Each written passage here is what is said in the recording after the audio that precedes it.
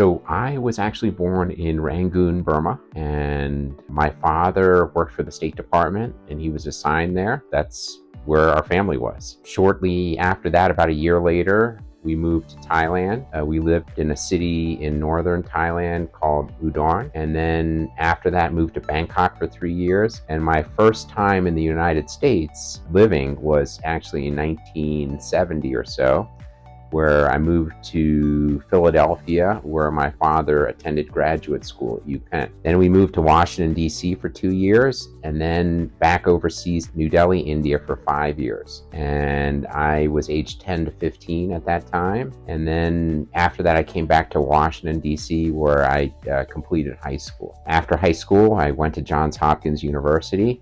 I guess I was tired of moving around, so I just stayed there for my undergraduate degree in engineering, medical school, and general surgery residency.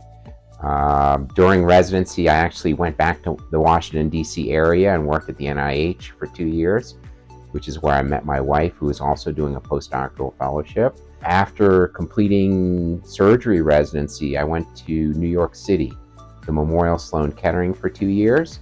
And then I was lucky enough to get a faculty appointment back at Johns Hopkins.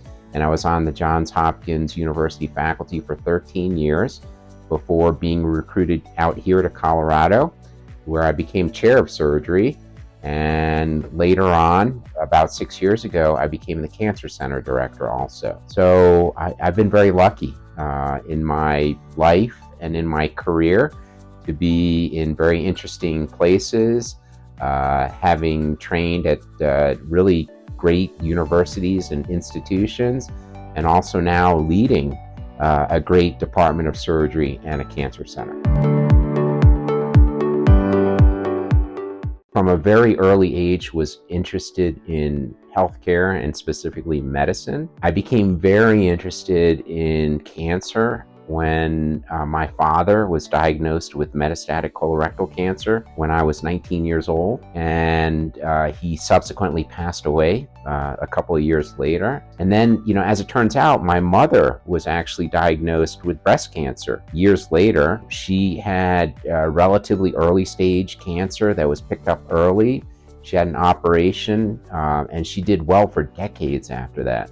So both of my parents were diagnosed with cancer, and they had totally different experiences. We had totally different experiences. Going through this really solidified my desire to make an impact against cancer and to help cancer patients. A lot of people ask me, wasn't it hard to be moving around and living in all these different countries? And the honest answer to that is yes. Sometimes as a child, it's difficult to pick up and make new friends and, be in a new environment. But I think it was actually one of the best experiences or set of experiences in my life. What it taught me is that, you move to a new place, people may look different, they may have different customs and traditions, but we're all the same. We all want the same things out of life. And, just being exposed to different cultures, different foods, different religions, it's actually made me more open and understanding of people who come from anywhere.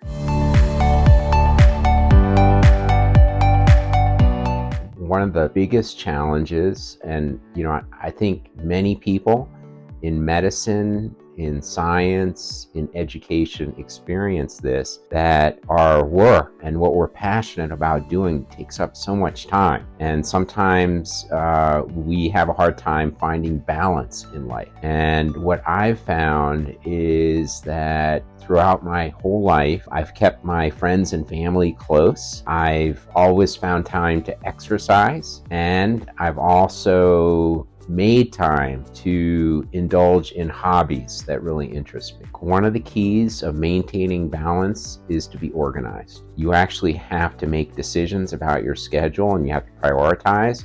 And, what I found is, in the end, if I spend time doing those things, I'm actually much more productive at work and I get more done. So it's almost a no-brainer to do those things. Family time is important to me.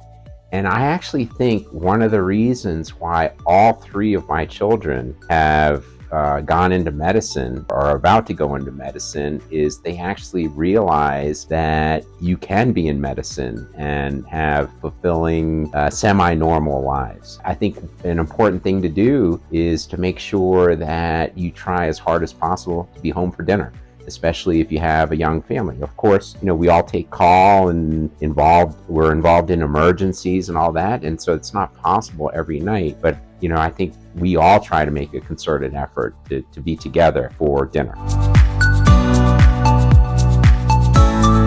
I would tell my former self that this is not a 100-yard sprint, that it's actually multiple marathons back to back. One of the things I've learned over time is to really accomplish great things takes time, and you have to build the right culture, you have to get the right people on board.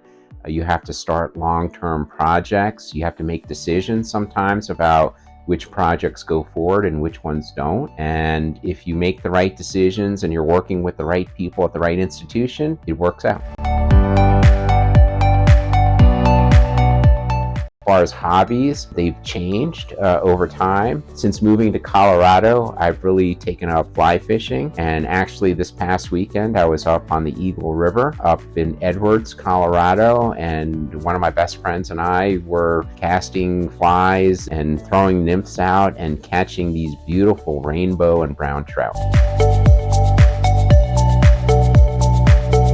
One of the greatest things about being a surgeon is the ability to meet somebody and their family when, they're really down and out and have been diagnosed with a devastating cancer. And I take great pride in taking care of the patient and their family, helping them through this very, very difficult time, making decisions about how to best treat them and what the right sequence is along with my team. And I derive so much satisfaction in seeing these patients back in clinic. Sometimes I run into them, at a restaurant or doing some other activity in Denver. And it just brings me so much joy to hear how they've moved on and have accomplished so much with all the extra time that's given. And actually some of my most grateful patients actually have not been cured of their cancer, but I've been able to extend their life by several years and relieved a lot of the symptoms and the issues that they were having. And sometimes these are actually the most grateful patients. They've been given an extra couple of years where they could do the things that they enjoyed, wrap up loose ends and just take care of business. So even if we can't cure patients, I think we give them a lot.